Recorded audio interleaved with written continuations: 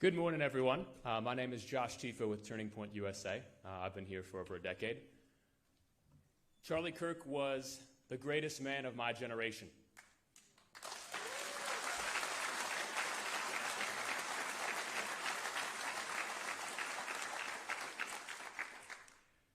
We met at a Tea Party rally in 2014 when he gave this wild speech claiming that he was going to make it cool to be a young conservative.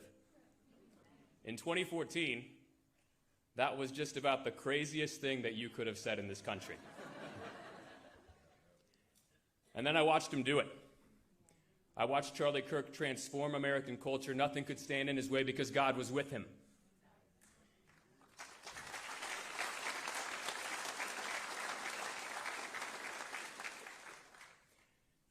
And in his death, he reached the world with the gospel of Jesus Christ.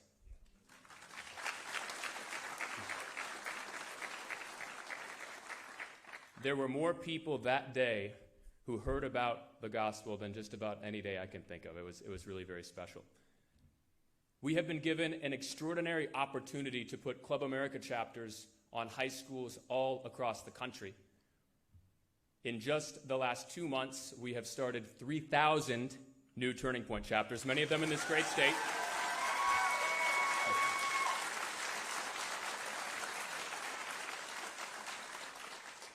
And we have 135,000 requests to start new chapters across the country.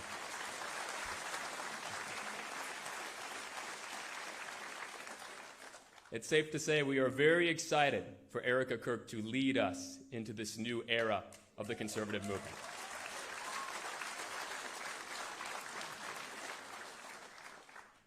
In the early days, virtually everyone wrote us off, but not Ron DeSantis.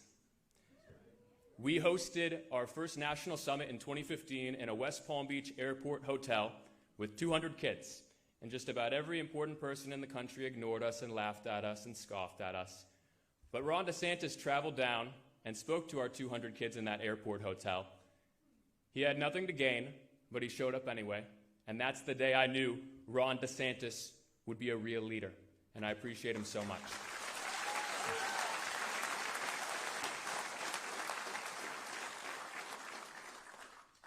So, ladies and gentlemen, I give you Governor Ron DeSantis, our champion.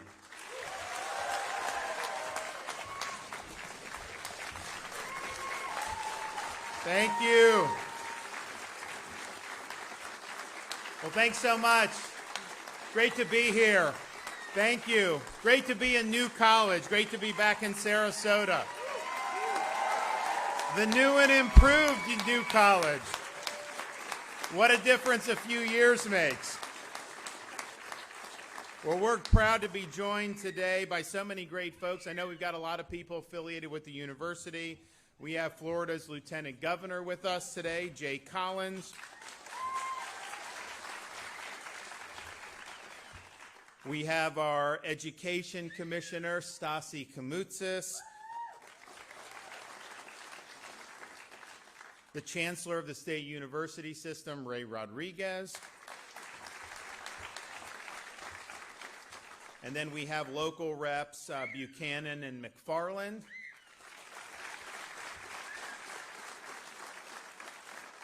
And last but not least, New College President, Richard Corcoran.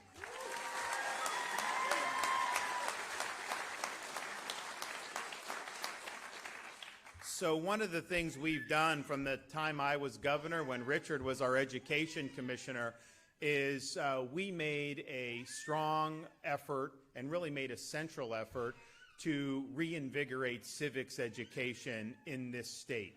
It's become a lost art across the country. A lot of times people are graduating without having really any sense of what it means to be an American, no foundation about the principles that make the country great. And the way I view it is you're going to be doing a lot of different things if you go through our K-12 system. Some will go to university, some will go to state college, some will go to apprenticeship, some will just go into the workforce. There's a whole host of paths that people will take, and we want to encourage people to do the path that they like the best. But no matter what path, everyone's going to be called upon to exercise the duties of being an American citizen. And that means something, and that's important. And so we've tried to elevate the art of civics and citizenship in a meaningful way. Now, some of that is, quite frankly, what we've done at New College to make sure that this is a liberal arts college that is fulfilling the classical mission of the university, pursuing truth, elevating merit, and ultimately preparing these students to be citizens of this republic. We've also done things at universities like the Hamilton Center Institute at UF, Adam Smith Center at Florida International. These are basically hotbeds of Western civilization thinking, classical thinking, things that, again, have fallen out of favor in the elite academy over recent decades. But we've done a lot on K through 12. And we've had some more requirements for more civics instruction, and that's important. But, we can sit there and say, you got to know the Constitution, you got to know the Federalist Papers. But, what are they actually being taught in the classroom?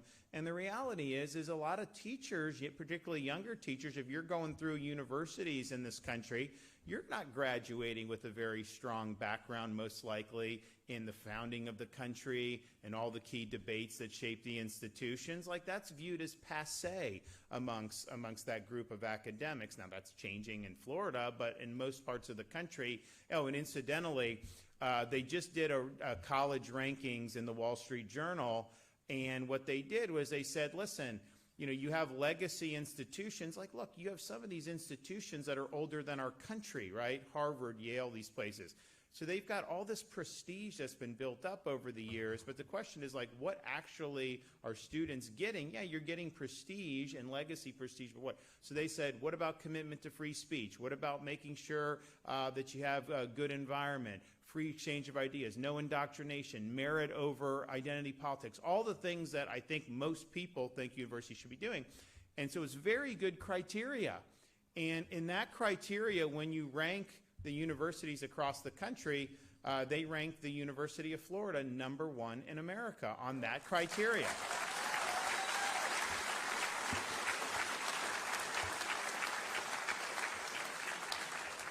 They ranked Florida State #7 in America on that criteria.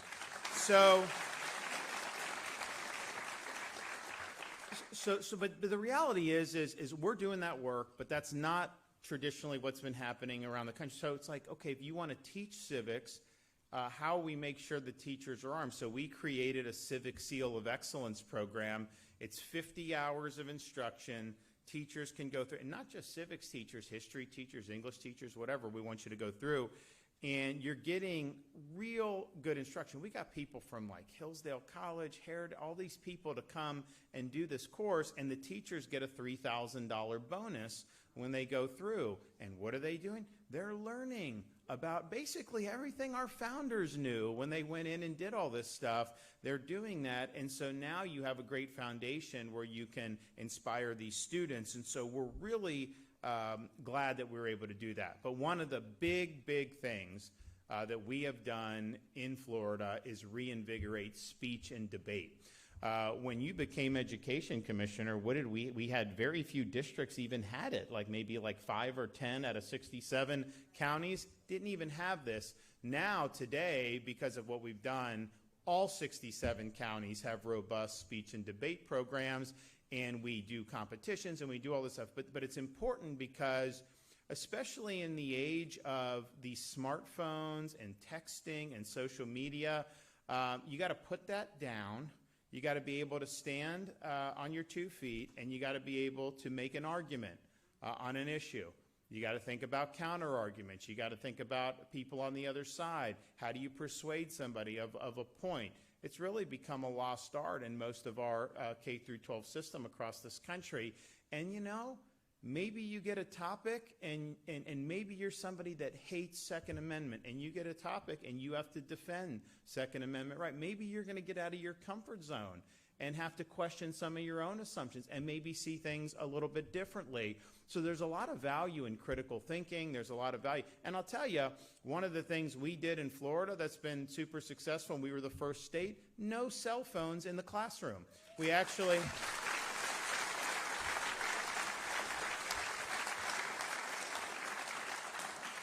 We did this a few years ago, and when we announced it, MSNBC said that it was akin to fascism to not have cell phones.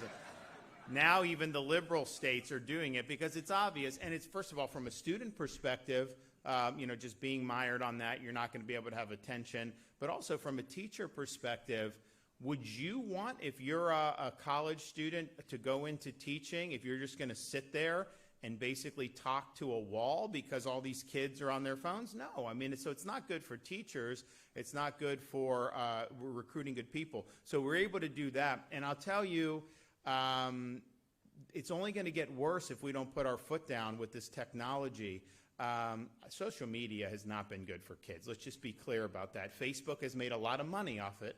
They've made a lot of money. A lot of these companies have made a lot of money. It has not made the experience of growing up and all that better. Now, there's positives to it. I'm not going to deny that, but there's been a lot of negatives, particularly in education. So no phones in the classroom, I think is good. Now they're going to be doing artificial intelligence, and what is the danger of that is students are going to think that they're just relieved of any responsibility to think for themselves. Just plug it into a machine. Let the LLM tell you all these things. First of all, I got news for you guys.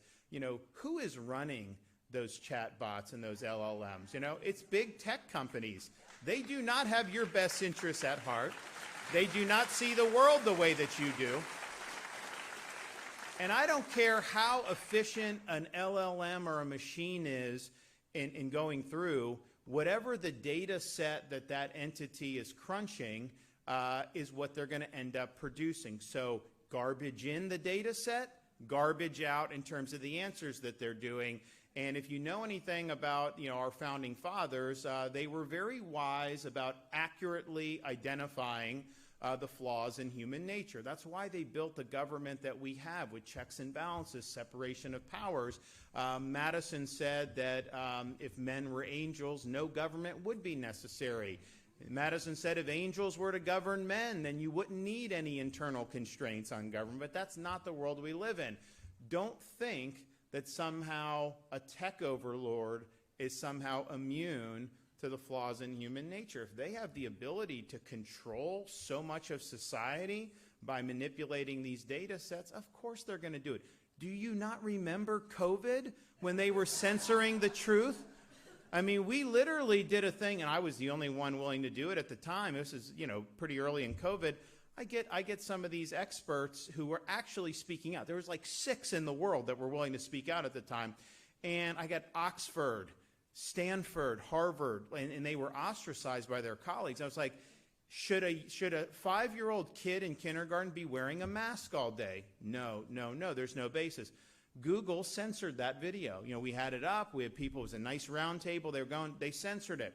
They censored a lot of speech. They censored a lot about, just think about it. One of the most important debates that we could possibly have as a country in terms of what has impacted people more broadly than the COVID response, and yet they wanted to short-circuit debate. So the idea that somehow this artificial intelligence is just going to be so great for students, I think there are way more perils than positives, and we're doing it right by making people think for themselves, by making them pay attention with a technology-free environment, no distractions, and actually learn. That worked for many thousands of years very well there. I actually saw, you don't know what to believe when you see, but someone posted something online.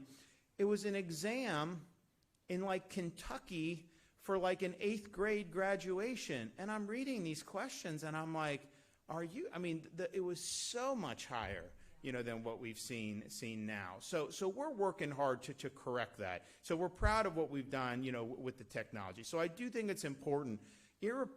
Put aside all the stuff about you need to know civics and all, just to be able to stand on your feet, have a debate, see things, have your assumptions questioned. That's one of the problems with these universities across the country. When they're imposing orthodoxy, these students are never challenged on the assumption. Just repeat party line. And you need to have your assumptions challenged. You need to think, critically about the positions you're taking, about the arguments you're making. So we've been able to do that, and it's now been a really big rip-roaring success, our Civics and Debate initiative. So since we've done this, we've had over 330 new speech and debate teams, all 67 counties, with over 4,200 student competitors taking part in our competition.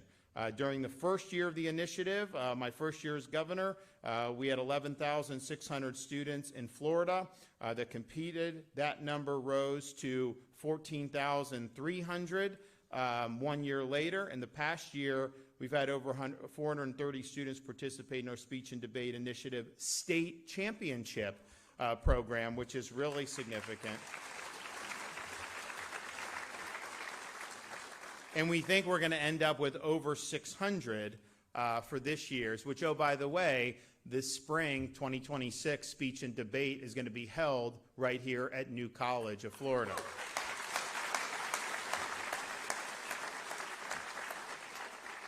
So we're here to say that we're proud of what we've been able to do to facilitate speech and debate amongst our high school students, but we're also here to announce that we are going to be naming the prize for the winner of the speech and debate in honor of Charlie Kirk. So people will be able to win a Kirk Prize for winning speech and debate. And part of the reason we wanted to do that is because the whole mission of Turning Point was really, there wasn't, said not a lot of people were willing to go at the time. And I think part of it is like, you're going into the belly of the beast and you're going to bring conservative ideas to these liberal campuses. Good luck with that, right? A lot of people are just like, but, that was really important. And I think what happened over the years, and it's obviously grown a lot, was, some of these students get up there and they do their talking points, and you'd have somebody like Charlie batting them down. And none of these people had maybe had any pushback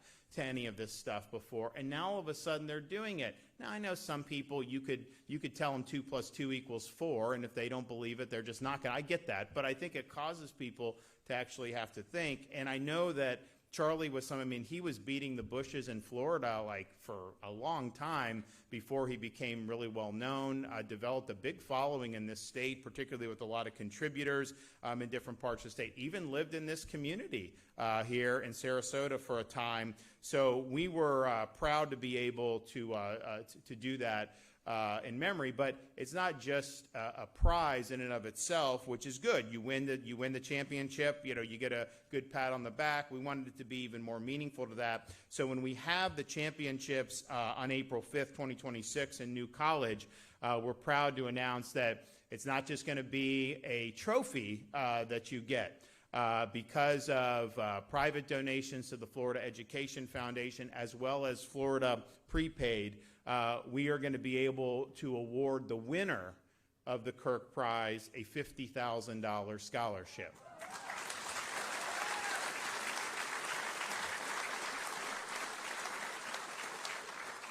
The runner-up in our speech and debate championship will receive a $25,000 scholarship. Semi-finalists will receive $15,000 each, and the 4 remaining quarterfinalists will each receive a $10,000 scholarship. And before you say, $10,000 isn't much with high, in Florida it's a lot because our tuition's the same as when I took office, $6,300.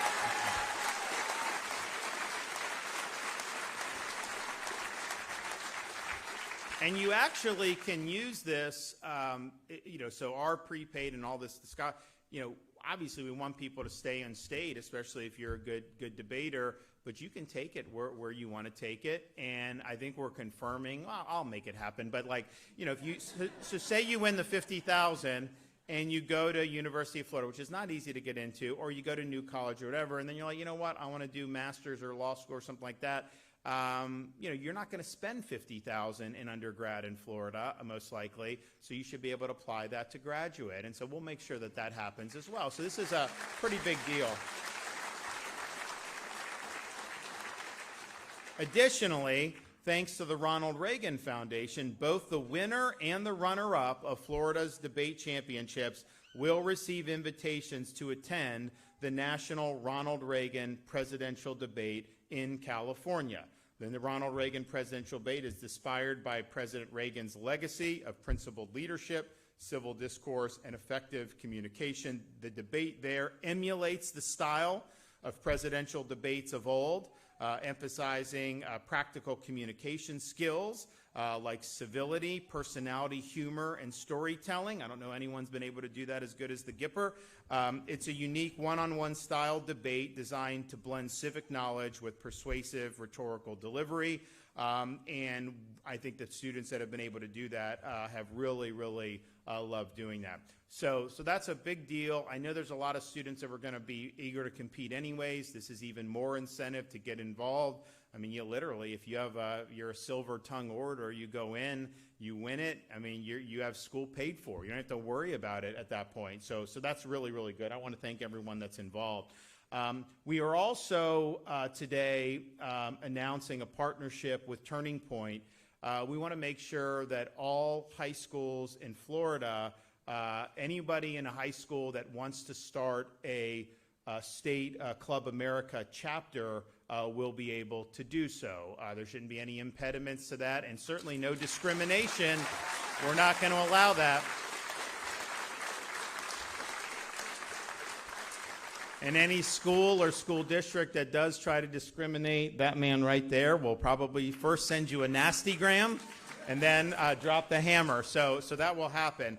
And so this was founded earlier this year, but Club America is a new student-led organization designed to mobilize high schoolers to advocate for American values, freedom, free enterprise, and limited government. And obviously, Charlie started out as one of the lone voices on university campuses talking about those back in the day. So I look forward to seeing more high school students, get involved. When you have something as tragic as a public assassination of somebody who was just engaging in debate, I mean, it's a really negative commentary on the state of America. I mean, I don't want to generalize too much, but the idea that this guy would think that somehow it would be acceptable response to ideas you disagree with is really troubling. And that's not what this country is about. And I know it was a real tragic thing. I know it was very devastating for a lot of people. But that said, when this happened, people who didn't know who Charlie Kirk was are watching his videos. You're starting to see more young people take an interest and be educated. And now they want to get involved. So they've had a huge groundswell of interest ever since that tragic day. And I know that they're going to make sure that they have the infrastructure to help accommodate all the young people that want to get involved. It's very easy to be apathetic when you're young. There's a lot of stuff going on. I mean, I can tell you when I was in high school, this wasn't something that I would have been doing or didn't do or whatnot. And maybe that's good or bad, depending on what else you're involved with, but I do see a renewed interest, and so we want to make sure that we're providing the pathway if people want to do this, that they have a pathway to do it. And again, we're not going to tolerate any administrators or school districts who are trying to put the kibosh on it just because they represent ideas that they may not like. Okay, and finally, we're here to also highlight what Florida is doing for commemorating America 250. I signed an executive order, I think probably at the end of last year, to prepare the state for July of 2026, which will be marked 250 years since the Declaration of Independence. We've already done things like I got this massive, amazing George Washington statue loaned to us from Mount Vernon. We put it in the state capitol in Tallahassee. So you walk in, if you want to go to the governor's office, you got to go by G-Dub right there. It's very nice. And we're proud of that. We brought a Jefferson statue to Jefferson County up in North Florida. We brought a Franklin statue to Franklin County in the Panhandle. We're working on a Hamilton. The thing is like these people around the country have really revolted, definitely the woke left, revolted against America's history, and so they've been taking down statues of founding fathers. We're putting them up, and we're proud to do that.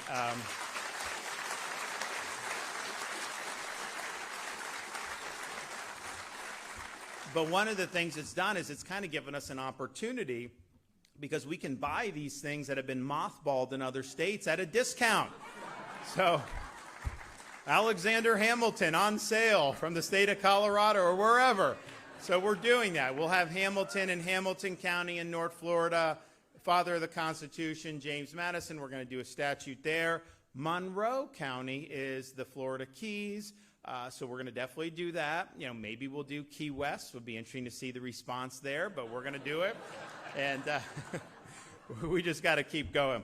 So we're leaning into it because, one, I just think it's something that we should commemorate. You know, the founders of this country, when they signed the Declaration of Independence, that is not the equivalent of modern day someone just emoting on social media. It was very meaningful.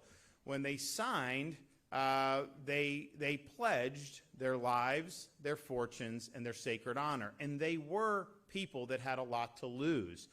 These are not people on the fringes of society in the colonies. These were leaders. These were successful people. And they knew that by signing their name, that John Hancock on the Declaration, the penalty for failure was 100% death. And that's what would have happened to all of them. And Benjamin Franklin said, we either hang together or hang separately. And that's exactly what would have happened.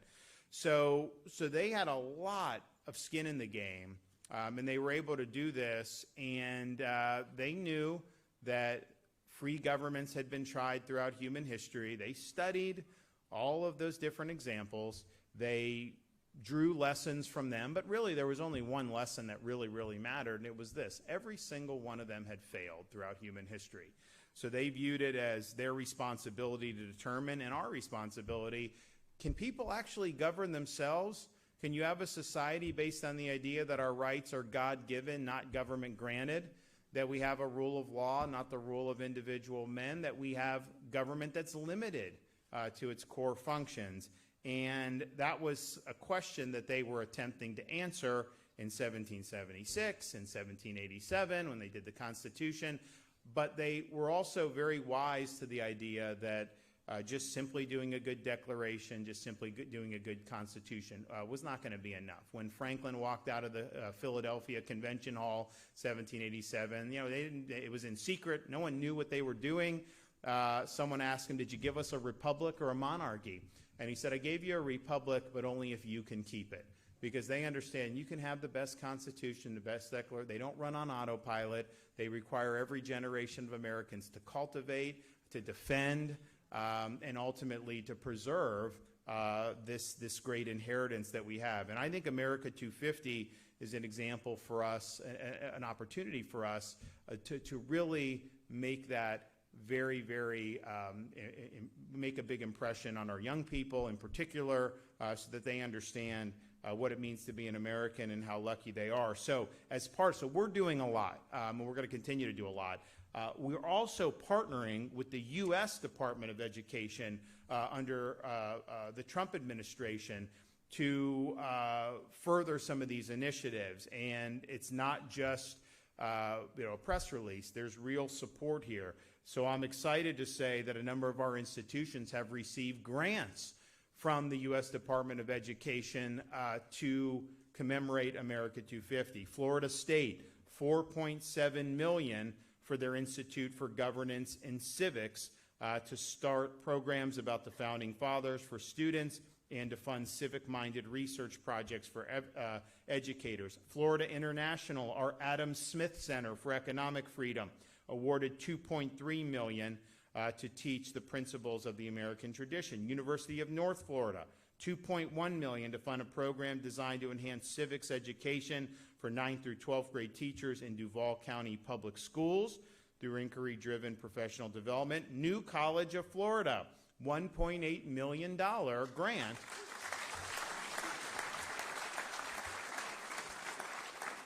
And this is part of a project entitled Invigorating Liberty and Self-Governance, First Principles for the 21st Century America. University of West Florida. Richard's successor as Education Commissioner, Manny Diaz, is now the president of West Florida, to transform the existing Summer Institute for Civics Educators into a full-time civic center focused on American civic republicanism, which will foster hands-on training and events for teachers and students across Northwest Florida. So There's no state that's doing more to cultivate, to reinvigorate education about American principles than we are here in the free state of Florida. I think all these announcements are very meaningful. I think you're going to see a really positive impact, particularly from the Kirk Prize and winning that and winning the great scholarships that are going to come of it. And I just want to thank everybody that's been involved. It's been fun to do this. We got a lot more that we're going to do, but we've got everyone pulling in the same direction. And when they don't, Stasi takes care of that, so I don't have to worry about it. But we're going to have more announcements on America 250 as time goes on. So I'm going to turn it over to some of our other speakers here right now. So we'll start with the Lieutenant Governor of the Free State of Florida, our Green Beret, Jay Collins.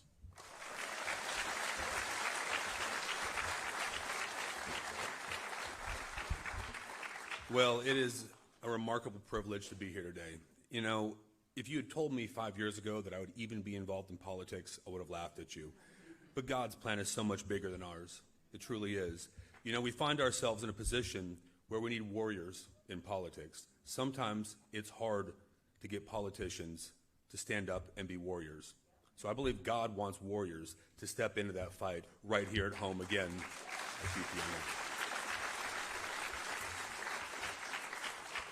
You know, what we're talking about today is pretty unique because we're talking about courage.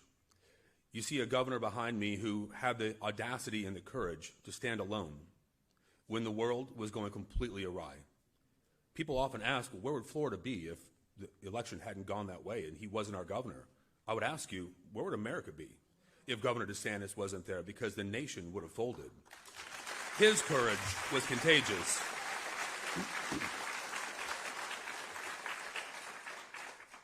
Let's look at Charlie Kirk, a young man who stood and stepped into the lion's den routinely. He understood that courage has to hold. It doesn't mean you're not afraid. It means you step in despite the risk and you lead. Look at the impact he's had across this nation, both in life and in his horrible passing. He created a movement because his courage was contagious. What he did will permeate through history, I believe, because one man stood. So when people tell you one person cannot make a difference, I tell you to look at those two gentlemen right there because they truly can. What we're doing today is incredible. You know that I had the opportunity to do many things in my past life, both as a Green Beret and in the nonprofit sector. But often I found that there were many people there, but it just took one person to step into the breach one more time, to be bold when others wanted to back away or back down.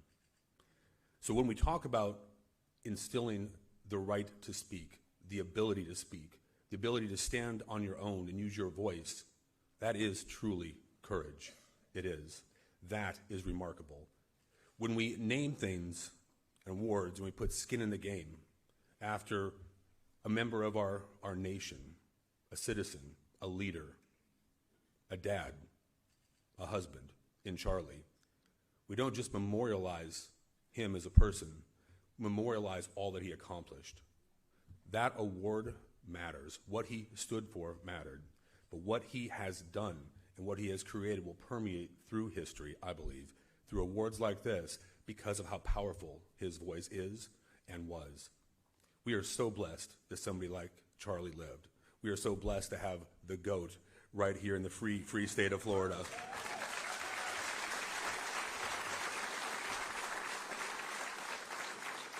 But endemic to that is understanding that we have to educate our youth, not indoctrinate, as the governor says. Civics is not just a textbook subject. It's a mindset of service and responsibility based on our uniquely American ideas, ideals, and principles. They were fought for and earned in blood. They were in Yorktown, defended in New Orleans. They were nearly ripped apart in the Civil War at Gettysburg and Antietam. They were there in the poppies of Flanders Field. They were there at the cliffs of Pointe du Hoc, frozen in the Chosin, drowned in the rivers of Vietnam, in the mountains of Afghanistan and the deserts of Iraq. But let me tell you where they truly, truly live. It is in the heart of patriots. The fight at home is no different than the fight abroad. It takes courage to step up, courage to make a difference, and that is exactly why we do what we do here in Florida, because we teach people the skills to stand on their own, to use their voice and lead. God has blessed this nation beyond any other. We will not back down. We will not burn away, because Florida is the conservative proving grounds of America. When Florida leads, America wins. Thank you, and God bless you.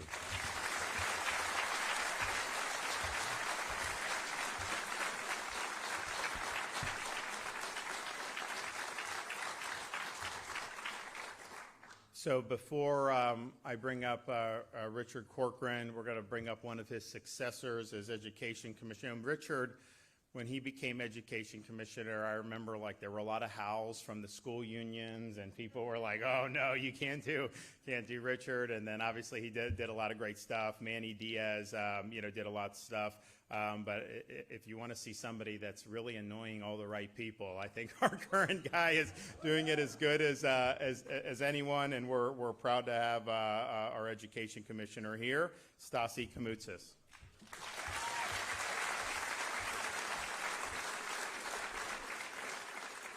Well, good morning, everyone, and thank you for joining us here in the New College of Florida, an institution that represents everything that my grandparents who fled communist Cuba came to this country for.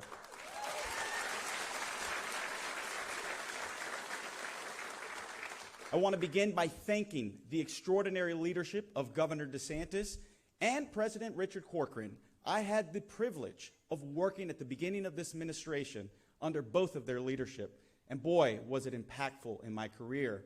To see the fights that they have taken on, as you identified, Lieutenant Governor, it's truly remarkable. I remember those fights when we kept schools open, the mask mandates, fairness in women's sports, transparency in curriculum, removal of DEI. The list goes on and on and on, so that parents in this state will always feel empowered. Thank you, Governor, and thank you, President Corcoran, for also championing civics. And it's something that's not often covered, but the reality is there are so many different programs throughout our state where students are benefiting, and as a result, report after report, metric after metric finds that Florida leads the nation when it comes to civics education. The Civics and Debate Initiative is one of those initiatives that champions civics for our students, not just in textbook form, but in practical form. Through this initiative, students across the state of Florida learn to engage respectfully in civic dialogue. They develop critical thinking skills, and they grow in civic virtues that are essential to maintaining our constitutional republic. In the state of Florida, as I said, students aren't just studying in the textbooks, but they are putting into action during competitions and debates where they're required to use evidence. They're required to reason and respect as critical components of how they're measured. And I want to talk about this initiative that started under this governor, because when we started, there were only 11 school districts, 59 teams that were participating. Today, you have over 330 in all 67 counties because of his leadership and making sure that civics is a priority in this state.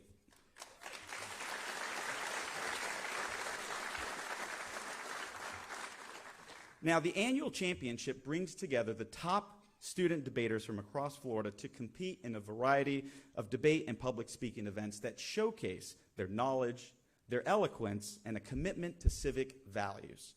The values that are central to the mission of the Florida Civics and Debate Initiative, civic discourse and respectful debate, are also what Charlie Kirk modeled every time he had an open forum at a college campus. He encouraged those with different views or opinions to share them and debate him openly. He respectfully debated thousands of individuals over the years.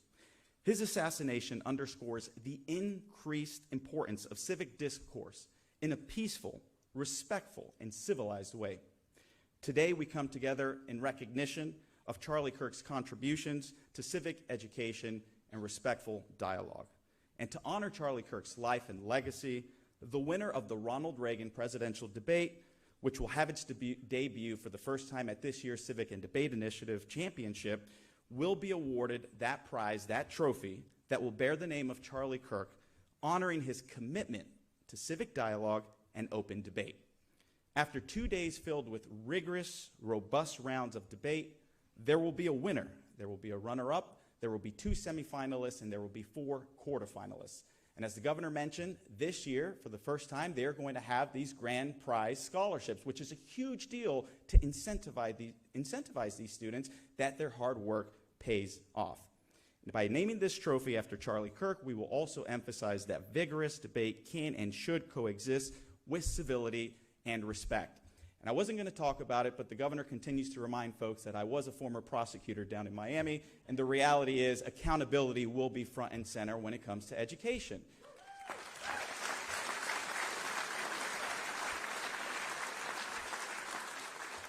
Let me be very clear if you haven't received the message already.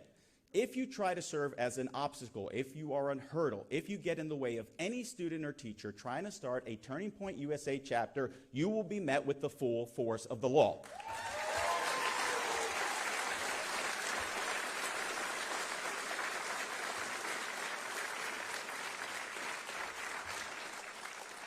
And I was extremely troubled in the immediate aftermath of the assassination of Charlie Kirk, when many of us were mourning September 11th, that there were teachers who were out there posting, celebrating, encouraging, promoting, condoning the assassination of Charlie Kirk. That will not be tolerated. It is totally unacceptable. Our students are watching, and the model that we are going to represent for these children is going to be one of civic discourse and civility in the same way Charlie Kirk did.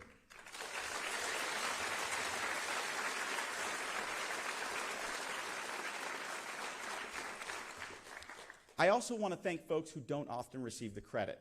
The ones who worked behind the scenes, shifting now to those America 250 grants, because I had the privilege of working with some of these universities to make sure that they were participating in such an important initiative, reminding their students, whether it's at the 9-12 level or at the collegiate level, our nation's foundings and how we got to where we're at. I want to thank Clifford Humphreys and Manny Diaz at the University of West Florida. I want to thank Christy Fitzpatrick and Richard Corcoran at the New College of Florida. And I want to thank Monica Colucci and Jeanette Nunez at Florida International University, who worked with the Department of Education to make sure that they were submitting a competitive grant application to be able to receive these awards. This is a huge deal for their respective populations, so thank you for everybody who worked behind the scenes. I also, last but not least, want to thank the Ronald Reagan Presidential Foundation, the Florida Civics Debate Initiative sponsors. There's so many of them. Thank you for what you do to make sure that our students are put first and they're able to participate in this wonderful competition.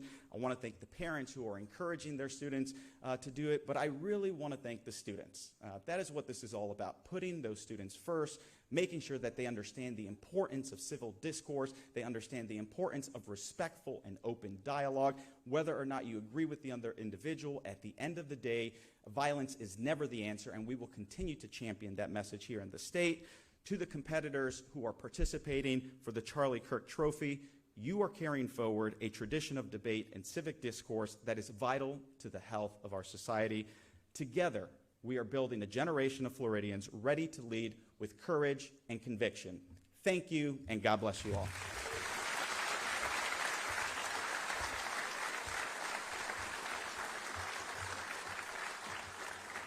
Well, thank you, Commissioner. And you know, when Richard Corcoran was commissioner, he did it through, I think, my entire first term, and then, or pretty close to that, he was doing things kind of in the private sector. And it wasn't a few months after that, I don't think, where we were in a situation where, how is it that I could win the election by a record 1.5 million votes, and yet we have a college here that, like, you would think Mandami was governor, right? I mean, it was just like, I mean, it just was what it was. It was not what the people voted for, which that's a whole nother thing, what's going on in New York City. I mean, like, how would you elect this guy? You know, he comes out, he's like this like phony emotion about, you know, the real hurt of 9/11 was that his aunt got a dirty look on a subway. Not that thousands of people were murdered by jihadists. Come on. But that's exactly the mindset that he has.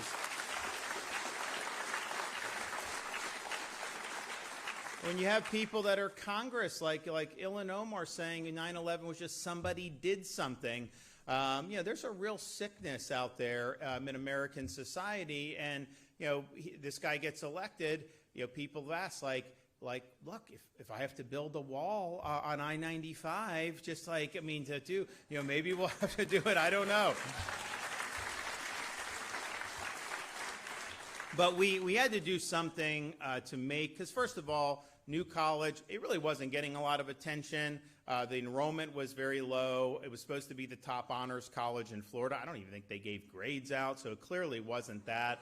And so it's like, look, I mean, if we're funding this, we should fund something that's meaningful. So we saw an opportunity to really provide a strong commitment, not just rhetorically, but financially. And I've done that more than anyone in the history of the state to help this place. But we got to have it so that we're really promoting the classical mission of a liberal arts college. We got to promote merit. We got to promote rigor. We got to promote citizenship and all these things that are so important. And so we made a lot of changes with the board of directors, and then they made changes at the administrative level. And, you know, Richard was somebody who was doing other things, but I said, this could be really, really meaningful. And I think of what you've seen, and it has, I mean, been here 3 years, I don't think, right? 2.5, or a little bit more than that.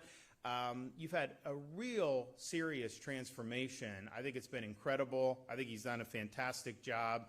And, you know, of all the places, we visit or talk about, you know, I will say, so it's like we have very young kids, and we're thinking like, okay, so, you know, I played baseball for Yale, I went to Harvard Law School. Those are out, right? It's just too far out there. Our kids, no. So that's not happening. And then I'm like, well, I'm a Navy veteran. What about the Naval Academy? The missus doesn't necessarily, you know, want them in harm's way. And so, you know, it's not like, not no, but the one place she's like, how about New College for the kids? She wouldn't have said that 4 years ago. So come on up, Richard. Thank you. The governor is so generous. This transformation doesn't happen without his leadership. People ask me all the time, you know, what does it take to turn around the school? And it's everything. I say about everything is leadership. How do you raise good children? It's, you know, leadership of the parents. How do you have a good institution? How do you have a great state? Leadership is everything. And what happened here was started with a governor who said, I will fight on every front. You know, I will fight on the higher education front, the environmental front. I will fight on every front. He came in, he chose just fantastic board of trustees. One of our board of trustees is here today. And those trustees were willing to fight. I can tell you, we had meetings in this room, and it wasn't like this. This is wonderful, thank you. We had everything, we were even spat on. It was something. And now it's just this amazing, wonderful institution. We have great faculty, we have great curriculum, and it's been a transformation, and it doesn't happen without Governor DeSantis. So thank you so much, Governor, for all your help.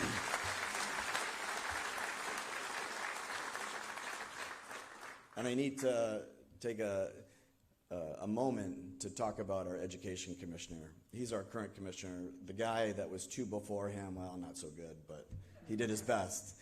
But I feel like with Stassi, we worked together at the department when I was there. And I always feel like after Stassi talks, I got to be good cop because he's so intense, you know. But whether it's the America 250 grant, this is the kind of commissioner is, you know, he reaches out to Christy Fitzpatrick, our chief of staff. This is back in June and July. And he's like, you guys need to put in, you got these great faculty members you need to put in.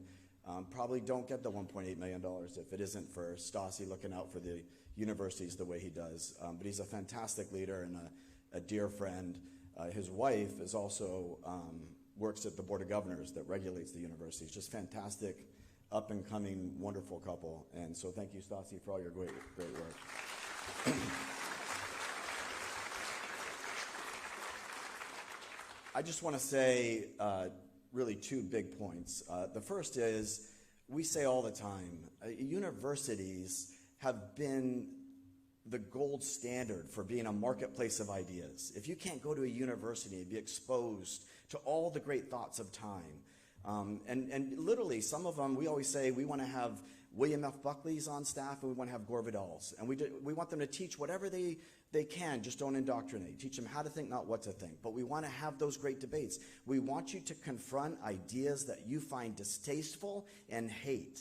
We want you to do that, and we want you to do it in a civil way. And we want to be the #1 university in the country for fighting for civil discourse, academic freedom, and free speech. End of story.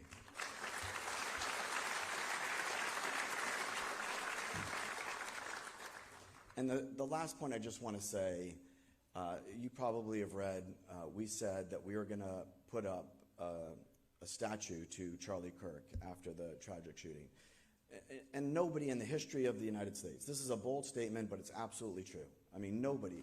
People would say to me, well, why are you doing a statue of Charlie Kirk? And I say, name me somebody who woke up every day and said, I will devote my life to fighting for free speech on college campuses, drove around the country to any campus that would host him, some wouldn't even want to host him, sit there, put a microphone across from himself, and say, prove me wrong, and do it in a wonderful civil way. And because he did that every day of his life, he was assassinated. You find me that person in American history, there's only one. And so what we want to do, and the irony is today, it's been probably a good 7 years, but Josh is actually the one who introduced me to Charlie Kirk back in Las Vegas. We were at an event, and Josh introduced me. I think he was probably 21-ish, 22 at the time, and he was on a panel, and I just remember being blown away. It's like, because you knew he was a student, but it was just fascinating how even at that age, just dominated the panel of these great academics and great thinkers and great politicians, and the one you remembered was Charlie Kirk at age 20, 21 years old. Just amazing. And so some of you guys will see it shortly. We've worked with the sculptor. It's Charlie Kirk. He's sitting in a high stool. He's smiling, and he has the microphone against his chest, and he's reaching out saying basically, come talk to me, debate me. And across from him is an empty microphone that anyone can go up and debate him and ask him a question.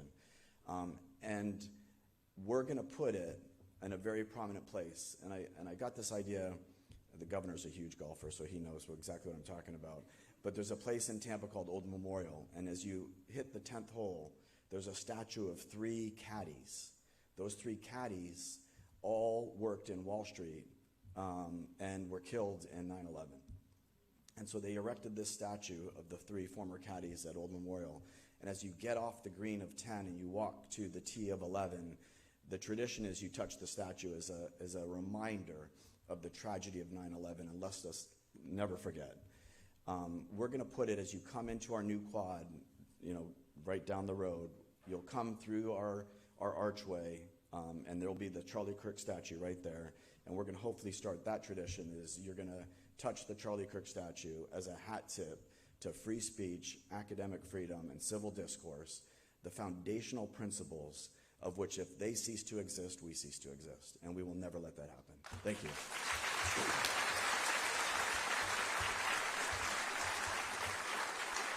All right, so April 2026, a major competition. We're going to have over 600 competitors, a lot of significant prize money on the line for people that perform well. We're very excited we were able to deliver these prizes. We're very excited we've been able to commemorate the award in honor of Charlie Kirk. And I can tell you, I know when Charlie was in the Sarasota area, New College was a lot different than it is today. And it's just a hunch of mine, but I think he'd be proud of what's going on here. Thanks, everybody. God bless.